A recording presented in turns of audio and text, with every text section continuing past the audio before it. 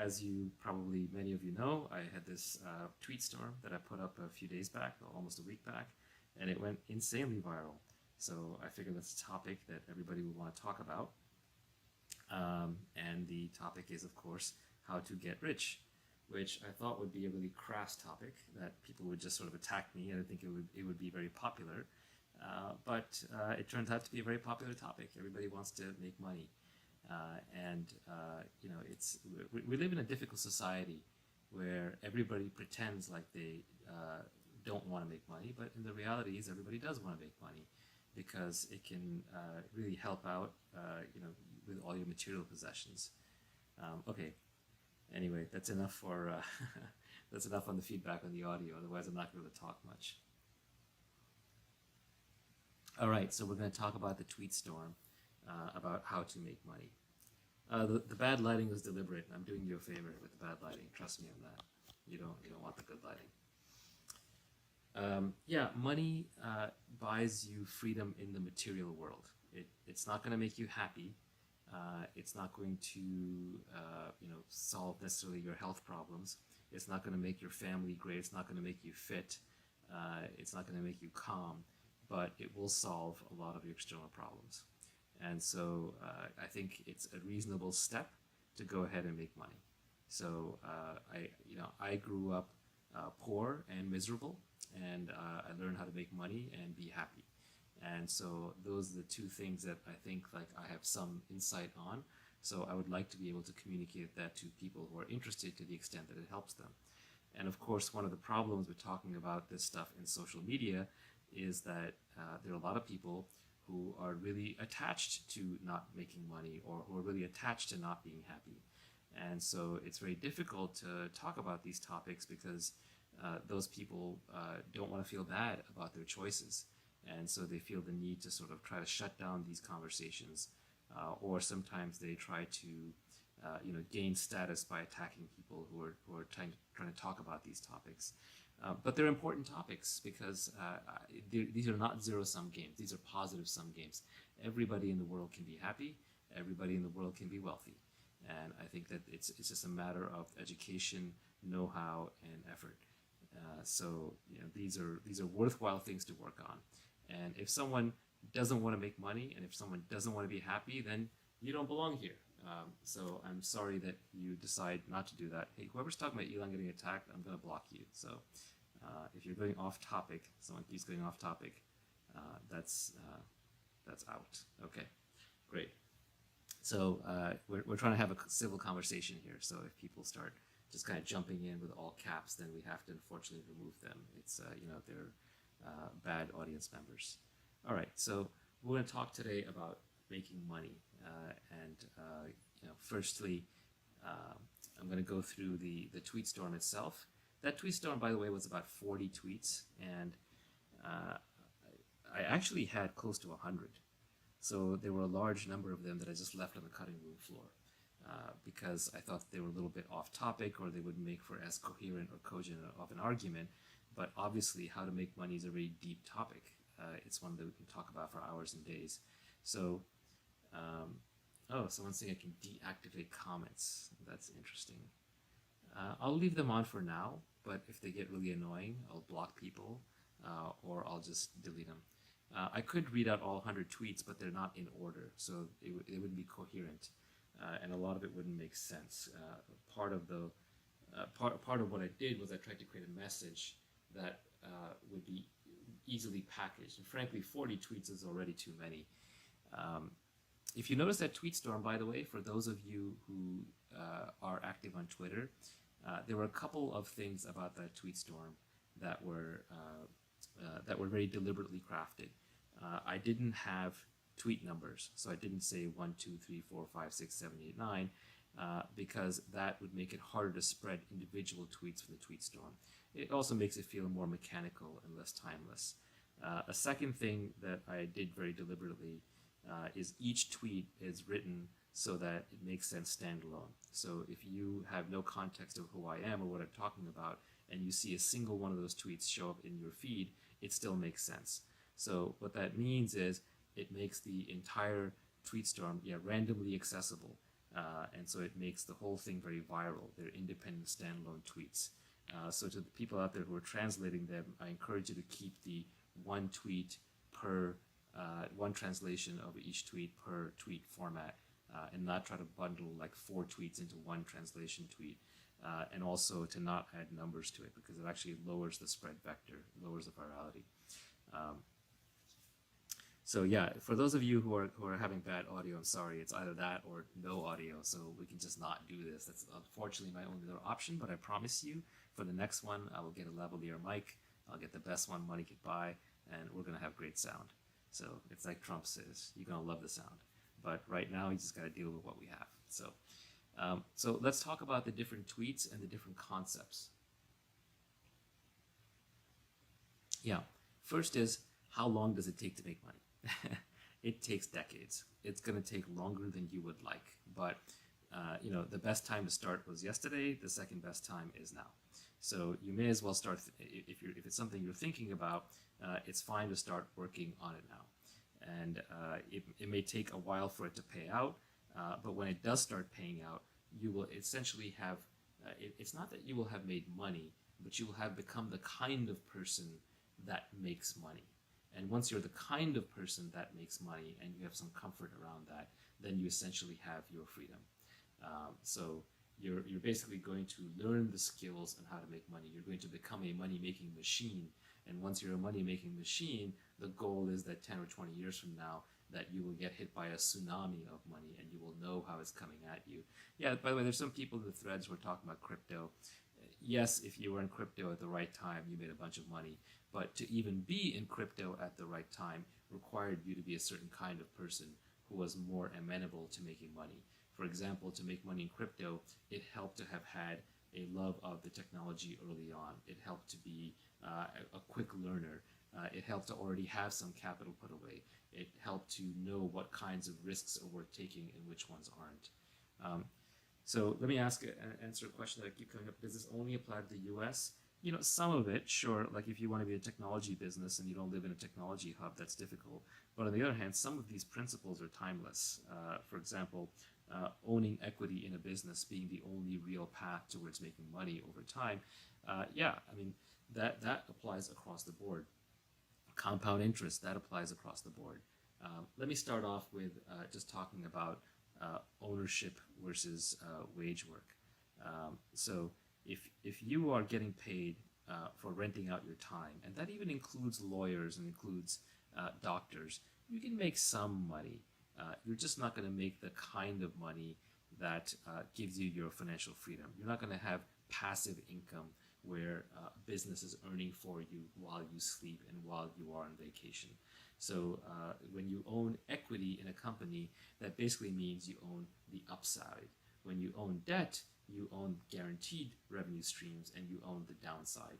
You want to own equity. If you don't own equity in a business, then I think your odds of making money are very slim. So you have to kind of walk up to the point where you can own equity in a business. And you can own equity as a small shareholder where you've bought stock, but you can also own it as an owner where you started the company. So ownership is really important. By the way, as an aside, I did tweet out a little addendum to the thread, which most people missed. But if you can only remember 2 words, I'm going to give you the whole tweet storm in 2 words now, if you were paying attention. And these are very important. Both words are loaded, and because I have to compress them down to 2 words, you have to get it precisely. But anytime you are trying to figure out what to do, think of these 2 words. Productize yourself. Okay? So basically, not productive yourself, productize yourself. What you're going to do is you're going to create a product out of whatever it is that you naturally and uniquely do really, really well. Okay? Of course, you have to read the tweet storm to understand what those 2 words mean and to get a lot of the context. But just those 2, you can carry those in your heads. Productize yourself. You're building a product. That product is a set of things that you uniquely know how to do, that hopefully society wants, that you can leverage and scale up. But products by their nature are leveraged. Products by their nature are scaled up. And yourself means that you don't get to compete at being somebody else. Because if you compete at being somebody else, you're not going to be the best in the world at it. And if you're not the best in the world at it, you will not get rewarded properly for it. So yes, it's how you package yourself in a product. It's hard. This is why I say it takes decades. Not necessarily because it just takes decades to execute, but the better part of a decade may just be used figuring out what it is that you can uniquely provide. So I'm going to get now to compound interest and specific knowledge. I think compound interest comes up a lot, and specific knowledge is also something that I think is a difficult concept to wrap your head around.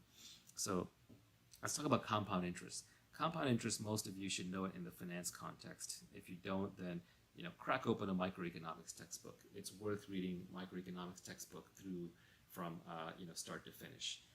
Macroeconomics you can skip for the most part. As Nassim Taleb says, it is much easier to macro bullshit than it is to micro bullshit. So with macroeconomics, there's just so much politics that bleeds into macroeconomics, especially once you're beyond the basics of supply and demand, that it's very hard to tell when you're reading politics with a little bit of mathematics around it and when you're actually reading something that's more fundamental. So compound interest is basically the idea that, let's say if you're earning 10% a year, the first year you make 10% and you end up with, let's say you had $1 you invested, you end up with $1.10. But the next year you end up with $1.21, and the next year you end up with $1.32 or 33. So it keeps adding on itself in such a way that if you're compounding at 30% a year for 30 years, you don't just end up with 10 or 20 times your money, you end up with thousands of times your money. So compound interest is a very powerful concept. But compound interest applies to more than just compounding capital. Compounding capital is just the beginning. Compounding business relationships is very important. If you look at some of the top roles in society, like why does someone get to be a CEO of a public company or be on the board of a public company, or why does someone get to be a banker who's managing $1 billion, is because people trust them. And they trust them because the relationship in which they've worked, the work that they've done, it's kind of compounded. They've stuck with the business and they've shown themselves in a visible and accountable way to be high integrity people. So compound interest can also happen in your reputation. If you have a sterling reputation and you do a good job with it and you keep doing that for decades upon decades, people will notice that, and your reputation will literally end up being thousands to tens of thousands of times as valuable as somebody else who is actually very talented but is not keeping a kind of the compound interest game and reputation going. This is also true when you're working with individual people. So if you've worked with somebody in a business where they're your coworker and you work together for 5 or 10 years and you still enjoy working with them, obviously you trust them. The little foibles are gone. All the negotiations that normally would happen in business relationships can work very, very simply because you just trust each other. You know it'll work out. For example, there's another angel in Silicon Valley, Elad Gil, who I like to do deals with. And the reason I love working with Elad is because I know that when the deal is being done, he will bend over backwards to give me extra. He will always round off in my favor if there's an extra dollar being delivered here or there. If there's some cost to pay, he'll pay it out of his own pocket, and he won't even mention it to me. And because he goes so far out of his way to treat me so well, I send him every deal that I have. I try and include him in everything, and then I go out of my way to try and pay for him. So that relationship just ends up so powerful that the 1 + 1 is more than 2 as investors here. So compounding in those relationships is very valuable.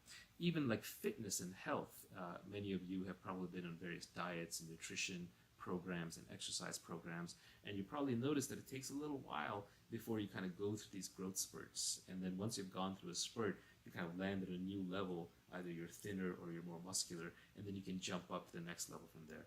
Obviously, fitness, we're talking about physiological. Compound interest is not going to work anywhere near as strongly as it will in the purely intellectual domain. But in the intellectual domain, compound interest rules. Even when you look at a business that may have 100 users but is growing at a compound rate of 20% a month will very, very quickly stack up to having millions of users. And sometimes even the founders of the companies are surprised by how large the business scales.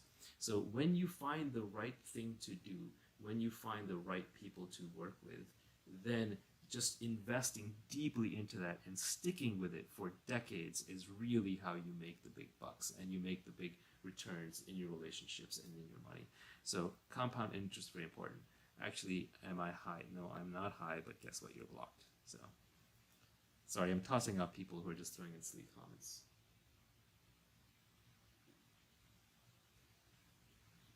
How does one escape 9 to 5? So escaping the 9 to 5 grind is actually very difficult. And one of the big problems that many of us have in life, and I faced this early on too, is you just get sucked into being busy. And you get sucked into being busy because you have a job. The job kind of chews up all of your time from 9 a.m. to 5 p.m. You get home, you're exhausted. How are you supposed to work on anything else? So I think the key there is trying to find a career or a job or an education where you will end up in a business where the inputs and the outputs are disconnected. What I mean by that is, let's say that you're growing up in the world 2,000 years ago. Almost all the jobs you could have back then, the inputs and the outputs are very tightly connected.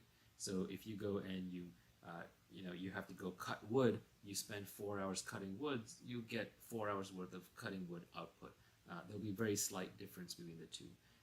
But nowadays, you have knowledge worker jobs, you have intellectual jobs, programming being my favorite example, where a good developer can write a piece of code that can literally make your business hundreds of millions of dollars over the next few years. And there are developers who can write code all day long, and just because they're creating the wrong thing, it's actually not creating value no matter how hard they work. So yeah, customers don't care about inputs; they only care about outcomes and outputs. So if you can navigate towards a career where you're tracked on the output, you're going to do much better. What are examples of careers? So I gave coding as an example, but actually sales is another one of those examples, and especially very expensive sales, very high-end sales. So like if you're out there, for example, if you're selling houses, if you're a real estate agent, right? Not a great job necessarily, very, very crowded, but if you're a top flight real estate agent, you know how to market yourself, you know how to sell houses, it's possible you could sell $5 million mansions in a tenth the time that somebody else is struggling to sell $100,000 apartments or condos. So that is a job where input and output are highly disconnected. Coding and sales, what else? Well, actually building any product and selling any product. And fundamentally, what else is there? So what you don't necessarily want to be in is a support role, like a customer service kind of role. For example, customer service, unfortunately, inputs and outputs map relatively closely towards each other. The amount of hours put in matters. So it helps to move towards things that have these skill sets where it's very hard to match inputs to outputs. So it's a little hard to pay attention with all the different questions going by, but I'm gonna stop for a second. I'm gonna scan the questions. I'm gonna try and look for themes.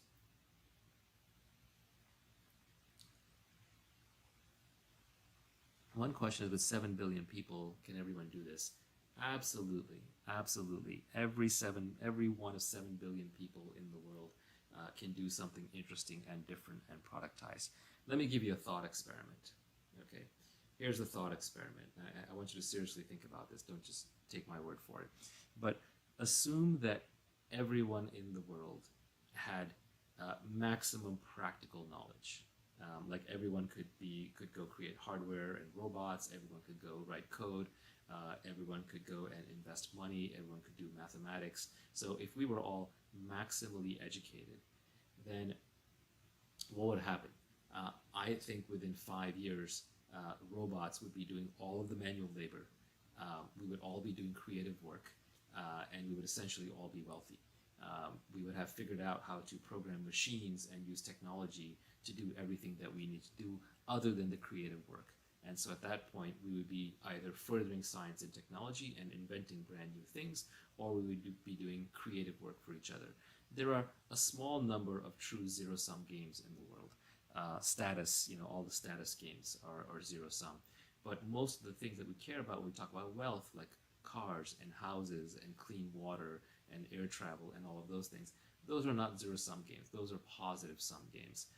you can get really, really, really far with automation. So I do think it's possible for 7 billion people to have 7 billion products. Remember, we used to live in an age where almost everybody was farmers. There was a time when it was unimaginable that there would be a class of people who did anything other than farming, except for a very, very thin layer of society. And now farmers are like 1% of the developed world. So obviously we've left that behind, and we have already started to move much larger numbers of people into creative professions. Yeah, someone mentioned Nassim Taleb's Skin in the Game. That is the best book I read in 2018. I highly recommend it for everybody. It's got lots and lots of great ideas in there, lots of good mental models and constructs. Nassim isn't the easy. He has a bit of an attitude, but he has that because he's brilliant, and it's okay. So just look past that and read the book, learn the concepts. Taleb's Skin in the Game is one of the best business books I've ever read, and luckily it doesn't masquerade as a business book. Skin in the Game is the name of the book. Skin in the Game.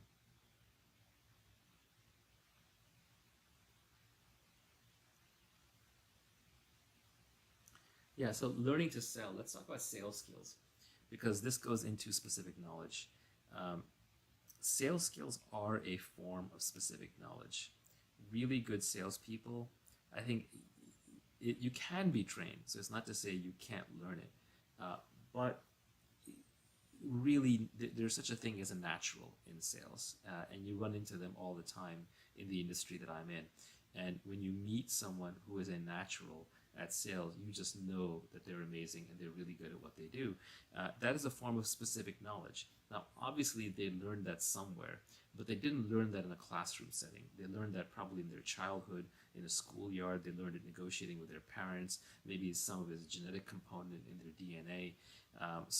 And you can improve it. You can read Robert Cialdini. You can go to a sales training seminar. You can do door-to-door sales, which is brutal, but will train you very quickly.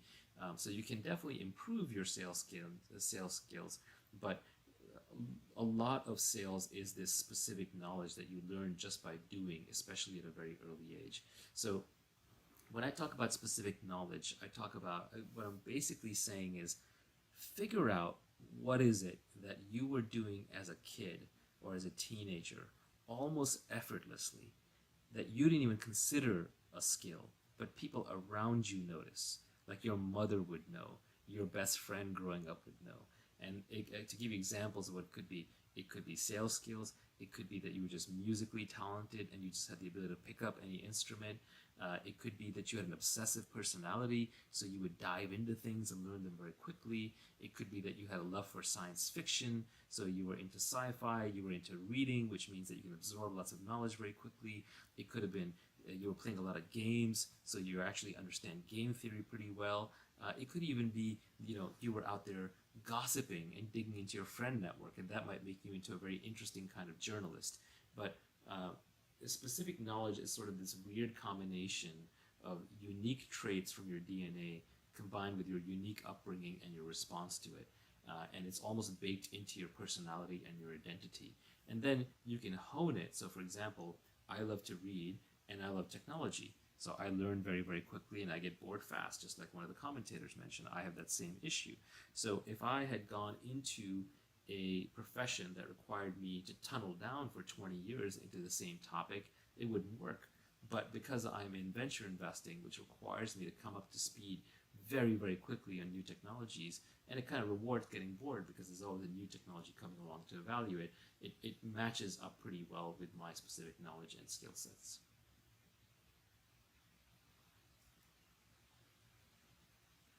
People are talking about Robert Cialdini. Robert Cialdini wrote a book called Influence, and Influence is a book on persuasion. It is one of the best books, one of the best business and skill books ever written, and I can recommend it for everybody who's listening to this to read it. What Cialdini talks about is how you persuade people, how you convince people to do things, what are the tricks, what are the strategies. And it turns out that most of these strategies work really well, even if you know that they're being used on you. They're that good because we as humans are emotionally and behaviorally hardwired through evolution to fall for these strategies. And The book is called Influence by Robert Cialdini, Cialdini. And the key takeaway in Cialdini is Class R, CLASSR. That's an acronym, and it stands for how you persuade people. The C is consistency. People want to be consistent with their past actions. So if they did something before, then they kind of wrap that into their identity and they want to be consistent and do that kind of action again. So, example, Benjamin Franklin used to have this trick where if he wanted someone who didn't like him, if he had a social enemy, he would go to them and he would ask them to borrow a book. And it was kind of awkward because, especially back when he was alive, books were rare, books were expensive, and books were things to be treasured. But at the same time, you always wanted to teach people. So he would say, let me borrow a book from you. And if somebody said, sure, here's the book, and they were his enemy, they'd feel a little awkward and they'd loan him the book. Then later, when he came back and returned the book and was nice to them again, they would think, well, I loaned him the book in the past, therefore I wouldn't loan a book to someone I didn't like, therefore I must like him. So just to be consistent with their past action, they would like him more. So that's how consistency works. Liking is obvious, that's an L in Class R, that if somebody likes you, they're more likely to be persuaded by you, so just be nice to them. A is for authority. So, for example, you're more likely to listen to a doctor about medical advice than you are about a non-doctor. So that's why you have the infomercial saying, recommended by X dentists or Y doctors. The next S is scarcity, which is, there's only a few of these left, it's disappearing, grab it fast now. It's like the used car salesman saying, this is the last one I have left in the lot. The second S stands for social proof, which is monkey see, monkey do. So when, if you see your friends doing something, then you'll do it. The simplest example of this is just go stand on the street and start looking up, and pretty soon other people around you will all be looking up. And then R is reciprocity, which is people always want to repay you, and sometimes they can't do the math on what things are worth. So, for example, the Hare Krishnas in the airport will come up to you and they'll give you, they'll give you a flower, or they'll give you like a copy of the Bhagavad Gita, and then they'll ask for a donation. And the donation is often like out of proportion to what the book was worth. So that's kind of the code that Cialdini gets to his book, Class R. That's kind of what you need to remember. Scott Adams has a great blog where he goes in much more detail about more modern techniques of persuasion, including ones that Trump uses, such as linguistic kill shots and assuming the sale, and anchoring in negotiations and so on. So I think persuasion is one of those foundational skills that everybody should learn, at least the basic theories around it. And Robert Cialdini and Scott Adams' blogs are probably the two places that I would start.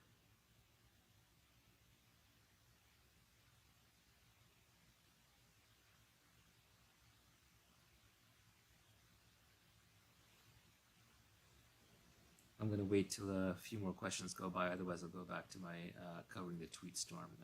One thing I don't want to do this time around, which I think I've done in previous Periscopes, if I've answered lots of random one-off questions, and I'm not sure it appeals to everybody.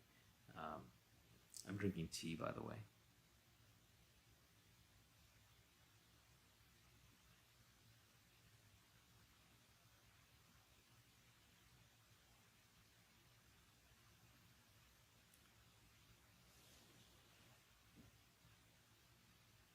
What other foundational skills are there in addition to persuasion?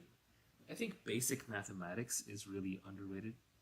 So if you're going to make money, if you're going to invest money, your basic math should be really good. You don't need to learn geometry or trigonometry or calculus or any of that stuff, not if you're just going into business. But arithmetics, probability, and statistics, those are extremely important. Crack open a basic math book. Just make sure you're really good with multiplying, dividing, compounding, manipulating numbers, and probability and statistics, very, very important. And there's a new branch of probability and statistics, which is really around tail events, black swans, extreme probabilities. And again, I have to refer back to Nassim Taleb, who I think is one of the greatest philosopher-scientists of our times. And he's really done a lot of pioneering work on this. You can also read about it through complexity theory.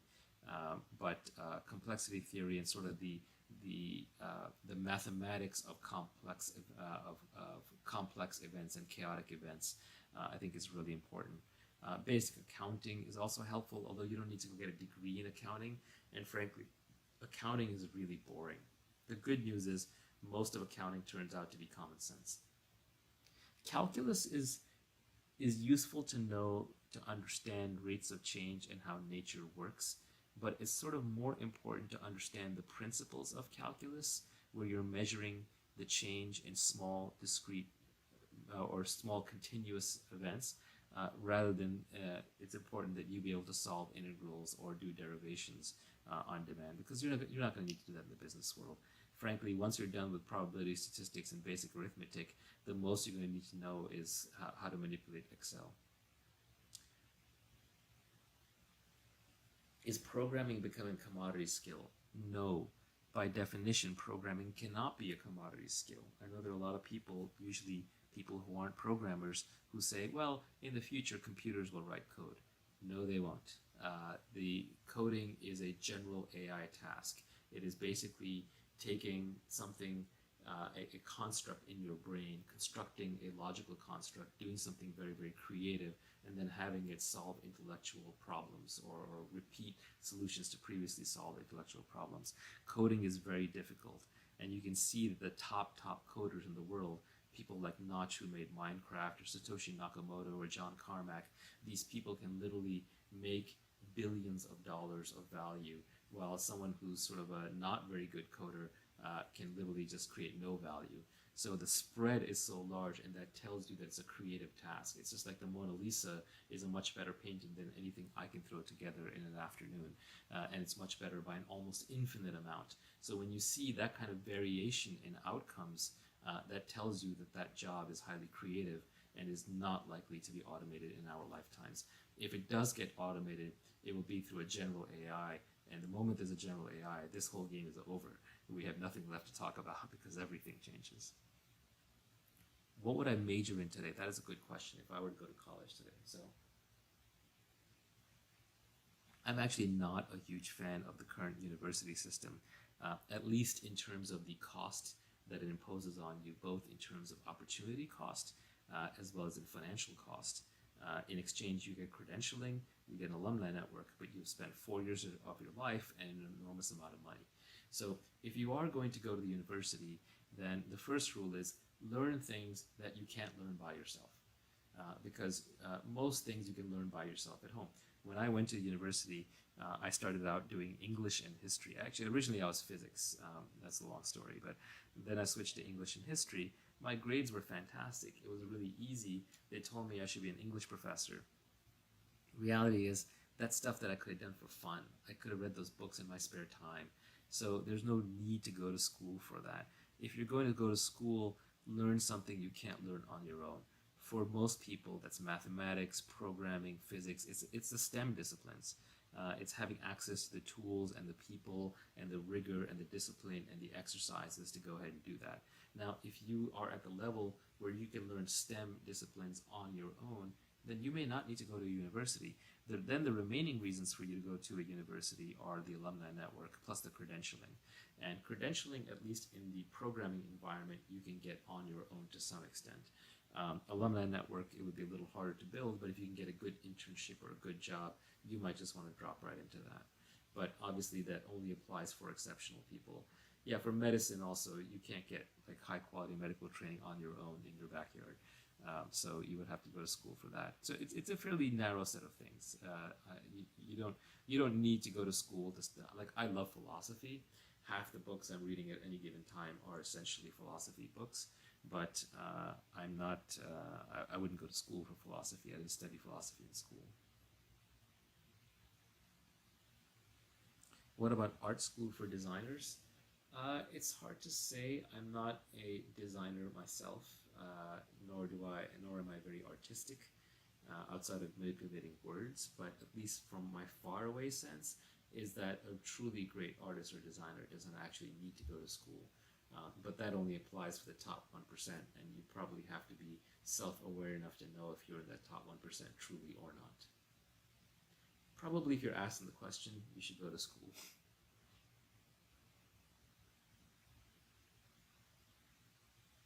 Hi, Dave. Yeah, so I think now what I'm going to do is I'm going to switch to the tweet storm, and I'm going to go through a couple of things that I didn't actually tweet out. Yeah, so one one thing that I think is important to keep in mind is that um, we all have many desires in life. There's lots of things we want to do. We want to be fit. We want to be healthy. We want to be happy. We want to be rich. We want to be with our, with the perfect mate.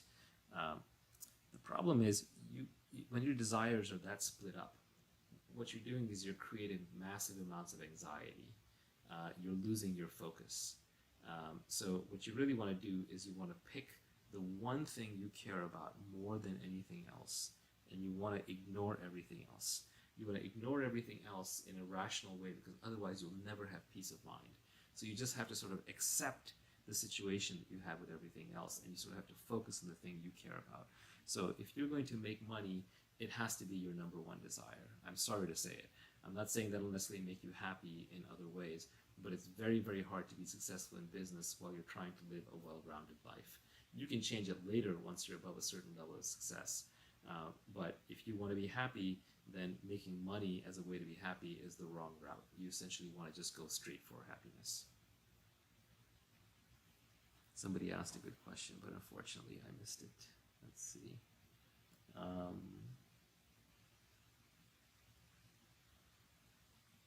Yeah, someone asked a question about decision making. So I put up a tweet recently that said, if you can't decide, the answer is no. And I think that's the reason I have decision making heuristics that I use. And actually, there are 3 decision making heuristics that I use. And it's very hard to come up with a decision making heuristic because there's infinite choices we're making all day long. And trying to figure out like some rule that apply to all the choices is really difficult. So obviously, these rules are not going to apply to everything. You have to be intelligent about when to use them and when not to use them. But I'll tell you my 3 decision-making heuristics. First is, if I'm faced with a difficult choice, such as, should I marry this person? Should I take this job? Should I buy this house? Should I move to this city? Should I go in business with this person? If you cannot decide, the answer is no. And the reason is because modern society is full of options. There are tons and tons of options. We live in a planet of 7 billion people. We are connected to everybody on the internet. There's hundreds of thousands of careers available to you. There are so many choices. You're biologically not built to realize how many choices there are, because we evolved in tribes of 150 people, where if you pass up one choice, the second thing never comes along. Also, when you choose something, you get locked in for a long time. If you start a business, that's 10 years. You get into a relationship, that's 5 years, maybe more. You move to a city, that's 10, 20 years. So these are very long-lived decisions. So it's very important that you only say yes when you are pretty certain. You're never going to be absolutely certain, but you're going to be very positive. If you find yourself creating a spreadsheet for a decision with a list of yeses and nos and pros and cons and checks and balances and why this is good or why that's bad, forget it. You have to internalize it in your gut and in your heart, and you have to really want something before you go for it. So my first decision-making heuristic is, if you cannot decide, the answer is no. By the way, I would ask everybody to hold your questions until I'm done with the 3 decision-making heuristics, because I'm not reading any more right now. The second decision-making heuristic that I use is, if you have 2 choices to make, such as, do I tell this person A or do I tell them B, or do I take job A or job B, or do I make this sacrifice now or do I go ahead and do what I want, whatever it is. If you have 2 choices and they're relatively equal choices, like it looks 50-50 to you, this is key. For choices where it's lopsided, 175, the other one's 25, obviously go with the 75. But if it looks equal to you, A or B, and you can't decide, take the path that is more difficult and more painful in the short term. Because what's actually going on is one of these paths requires short-term pain, and the other one maybe requires pain further out in the future. And what your brain is doing through conflict avoidance is it's trying to push off the short-term pain. And by definition, if the two are even and one has short-term pain, that means it has long-term gain. And by the law of compound interest, the long-term gain is where you want to go towards anyway. So your brain is overvaluing the side that has the short-term happiness and is trying to avoid the one with short-term pain. So you have to cancel that tendency out, and it's a powerful subconscious tendency by leaning into the pain. As most of you know, most of the gains in life come from suffering in the short term so you can get paid in the long term. Working out, like for me, is not fun. I suffer in the short term. I feel that pain, but then in the long term, I'm better off because I have muscles or I'm healthier. The same way, if I am reading a book and I'm getting confused, if like I can't understand what's going on, that's just like working out and the muscle getting sore or tired or feeling the lactic acid, but it's not just my brain is being overwhelmed. But in the long run, I'm getting smarter because I'm absorbing new concepts sort of at the limit or edge of my capability. So you generally want to lean into things that have short-term pain but have long-term gain. My trainer, Jerzy Gregorek, aka the creator of the Happy Body, he has a beautiful short saying where he says, hard choices, easy life, easy choices, hard life.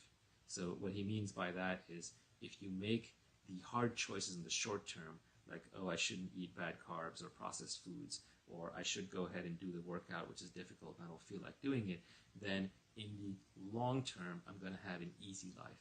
But if I make the easy choices in the short term, like I'm going to stay out drinking, I'm going to go party, I'm not going to do my work right now, I'm not going to meditate, whatever it is, then in the long term, you're going to have a very difficult life. You will not have built up that self-discipline. So that is my second heuristic for decision making. And now I'm going to talk about the third heuristic for decision making. The third one is a little different. The first one was focused on making the right long-term decision. The second one was on choosing how to split between two otherwise even paths. The third one is about cultivating peace of mind. And peace of mind is very important because it is the precursor to happiness. Happiness is one of those things that cannot be chased directly. If you chase happiness directly, what you're actually chasing is pleasure, and pleasure eventually comes with a withdrawal symptom. Like pleasure is a high, and then you crash down. Pleasure is a Ferris wheel that you get on, you ride it up, and then eventually you ride it back down. But if you actually want to be happy, if you want to be content, that comes from peace.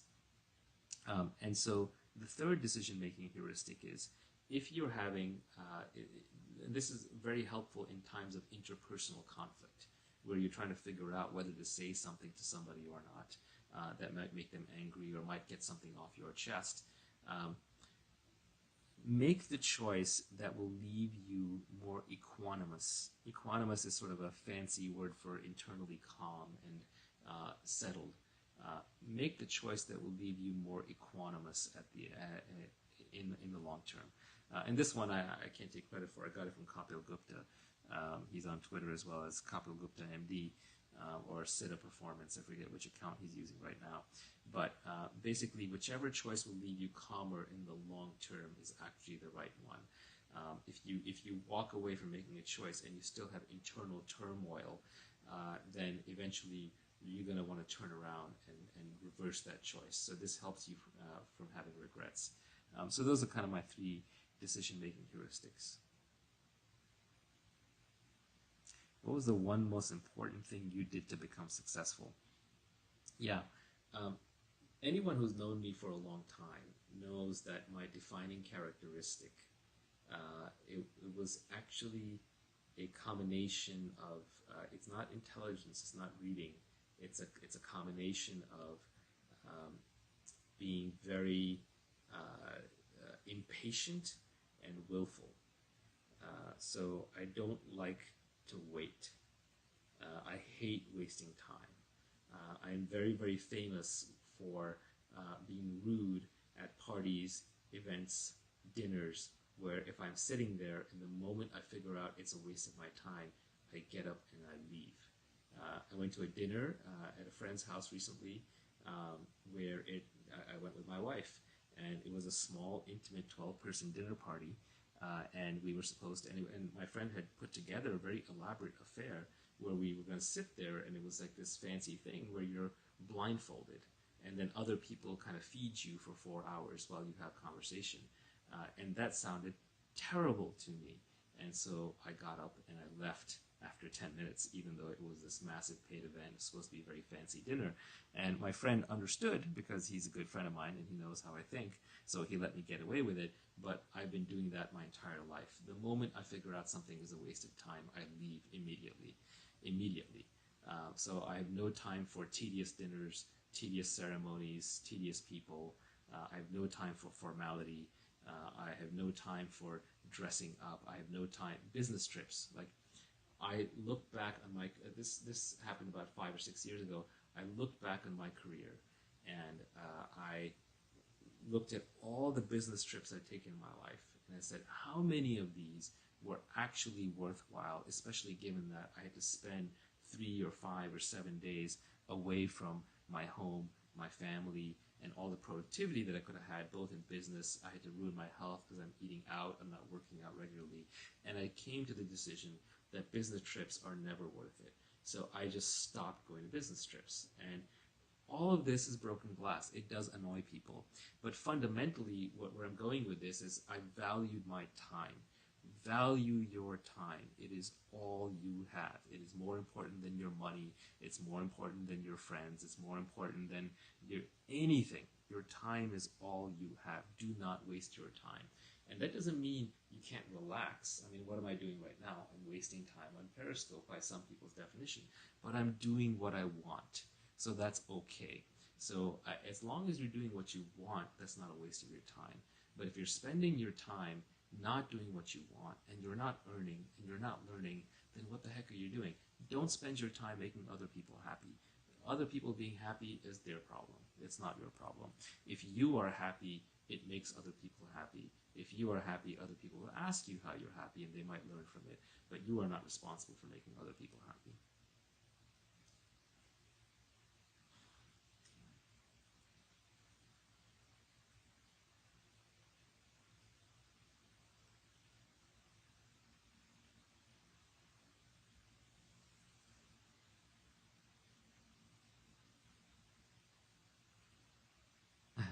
People are asking how I dealt with my wife. Well, in walking out of the party, honestly, my wife knows me. One other belief I have is that when you are going into a relationship, you want to be very selfish. You want to be your worst self, because what happens is we go into relationships and we put on an act for a while.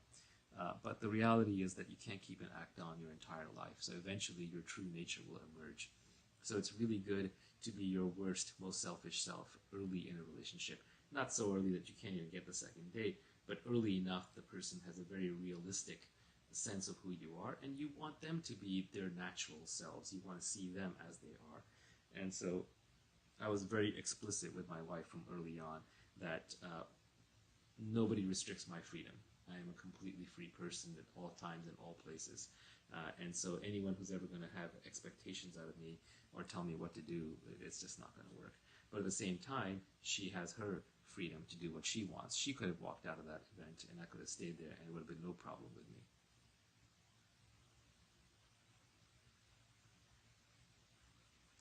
How do I deal with failure? Failure sucks, but if you didn't have failure, you'd never improve, you'd never change. If we didn't fail in life, then one thing I heard is that I liked is that if you got everything out of life that you wanted, if you always got what you wanted, you'd probably still be living in your hometown, you'd be married to your high school sweetheart, you'd be like the manager at your first job, right? So it's important to fail, because failure is what causes us to get up and move and to change, and through change we get growth. So failure is just a path towards growth. So as long as the failure led to your growing and improving, it's not failure. It's like when I lift weights, I'm lifting weights to failure. right? I'm deliberately going for failure. Why? Because that's the point at which my muscle will grow. And I don't want to injure myself, so I don't want to fail so hard that I can't recover, and I don't want to not learn from it. I don't want to fail lifting a weight, drop it, and then never come back. But small amounts of controlled failure that you learn from is exactly how you grow. It is a part of the process, and there is no way around it. And I know that it's hard to feel that way when you've just tried for something so hard and you failed. But it's just important to keep going. Everybody fails all the time. Oh, let me talk about one tweet that somebody took a piece of something I'd said out of context and they retweeted it, and nobody understood what the heck it meant. And I'm going to talk about that. And the point was, I said 99% of effort is wasted. And obviously, nothing is ever wasted because it's all a learning moment.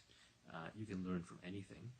But what I meant was, when you go back to school, for example, 99% of the term papers that you did, the books that you read, the exercise that you did, the things you learned, they don't really apply. You might have read geography and history that you never reuse. You might have studied a language that you don't speak anymore. You might have studied a branch of mathematics that you completely forgot. Now, of course, these are learning experiences. You did learn. You learned the value of hard work. You might have learned something that went deep into your psyche and became a piece of what you're doing. But at least when it comes to the goal-oriented life, only about 1% of the efforts that you made paid off. For example, all the people that you dated until you met your husband or wife, right? It was a kind of wasted time in the goal sense. Not wasted in the experiential sense, not wasted in the learning sense, but definitely wasted in the goal sense. The reason I say that is not to make some glib comment about, ooh, 99% of your life is wasted and only 1% is useful. I make that to say that you should be very thoughtful and realize that in most things, whether it's in relationships or in work or even in learning, what you're trying to do is you're trying to find the thing that you can go all into with compound interest. So when you're dating, the instant you know this relationship is not going to be the one that leads to marriage, you should probably move on. You should probably stop that relationship and move on to the next person. When you're studying something, like if you're taking a geography class or a history class, and you're realizing that it's not working out, you're just never going to use this information, drop the class. It's a waste of time. It's a waste of your brain energy. So I'm not saying don't do the 99%. It's very hard to identify what that 1% is. But what I'm saying is, when you find that 1% in whatever discipline you're in, that's not going to be wasted, that you're able to invest in for the rest of your life and that has meaning to you, then go all in on that and forget about the rest.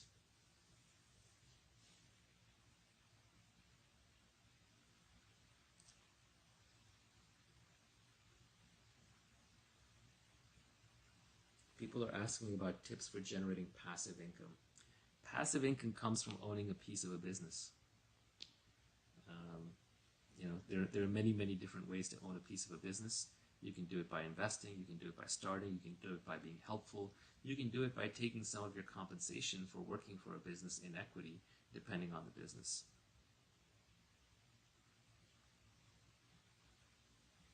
I think I'm probably going to bounce out soon. My throat's getting dry, I'm out of tea, so I'll do one last round and then I'm going to drop out.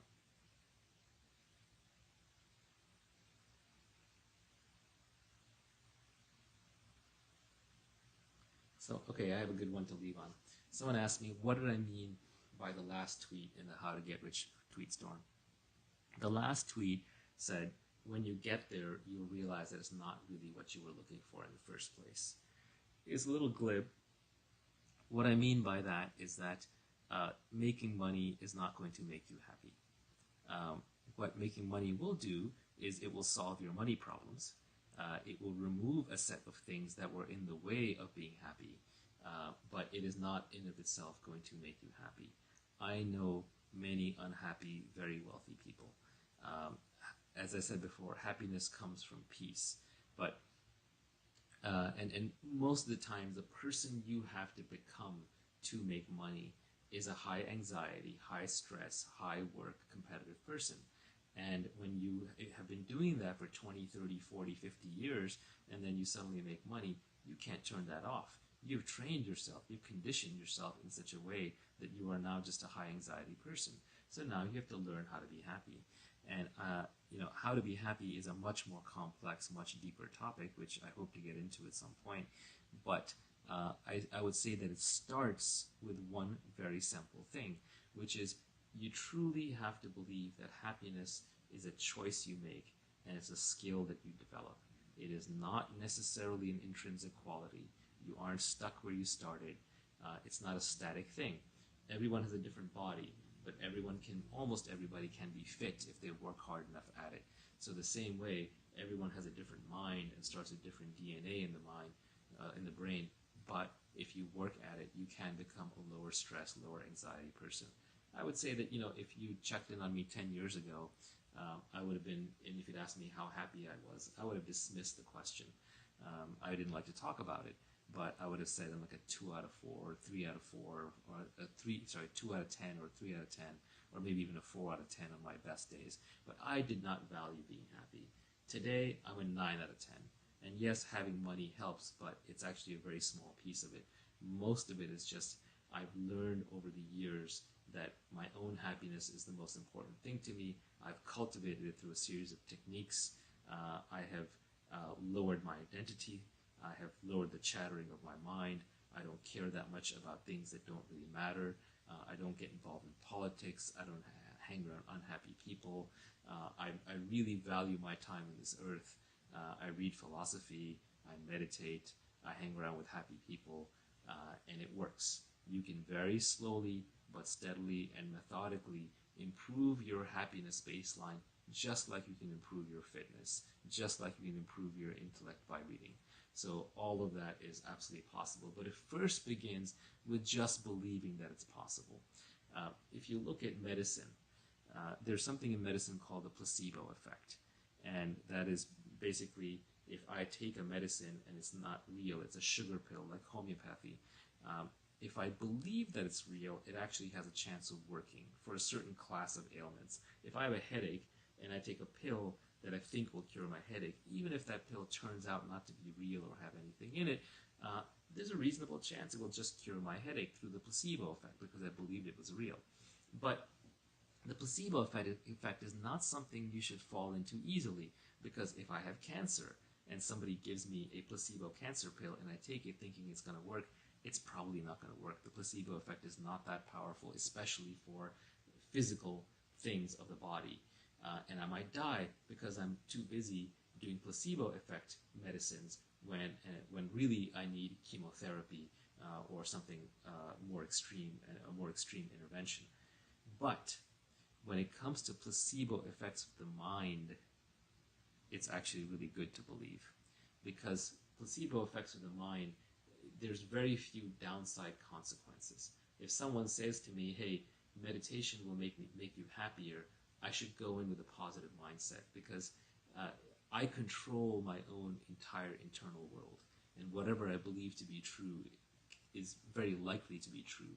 There's very little physics to override like there might be with the physical body.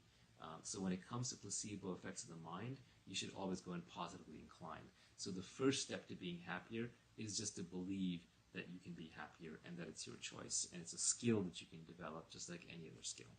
So that's it. I'm going to leave it on that. Thank you all very much, and I hope to see you all on Twitter and Periscope very soon. Bye-bye.